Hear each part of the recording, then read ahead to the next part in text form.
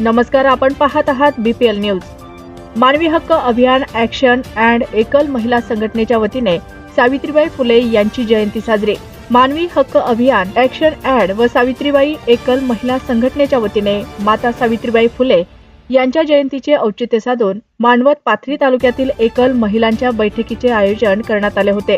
या बैठकीला हिंगोली जिल्ह्यातील मानवी हक्क अभियानाच्या महिला जिल्हाध्यक्षा राधिकाताई चिंचोलकर, सावित्रीबाई एकल महिला संघटनेचे प्रमुख रघुनाथ कसबे, सावित्रीबाई एकल महिला संघटनेच्या परभणी जिल्हाध्यक्ष उषाताई यादव व चेतक एकल महिला उपस्थित होत्या।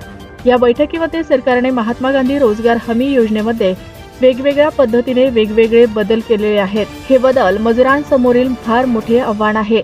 यासाठी या विषयावर बैठकीत चर्चा करण्यात आली। या आव्हानाला सामोरे जाण्यासाठी महिलांनी एक संघटित होऊन सरकारच्या विरोधात संघर्ष करण्यास सज्ज राहावे, असे आवाहन रघुनाथ कसबे यांनी केले।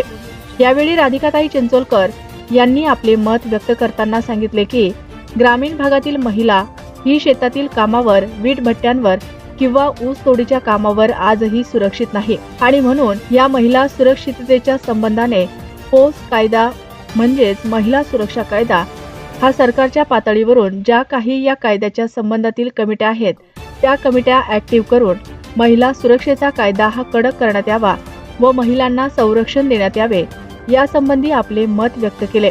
केंद्र सरकारच्या माध्यमातून आई नावाची योजना राबवण्यात येते। त्याच्या माध्यमातून एका तालुक्यातील 25 महिलांना 15 लाख रुपये बिना व्याजी देण्यासाठी प्रयत्न करत आहोत। या निधीचा महिलांनी व्यवसायासाठी वापर करावा, असे आवाहन यावेळी करण्यात आले। अशा ताज्या घडामोडी, बातम्या व जाहिरातींसाठी बीपीएल न्यूजला लाईक करा, शेअर करा, सबस्क्राईब करा। मुख्य संपादक प्रकाश लालझरे, मोबाईल नंबर 9860 03 44 73। कार्यकारी संपादक अहमद अन्सारी, बीपीएल न्यूज पाथरी।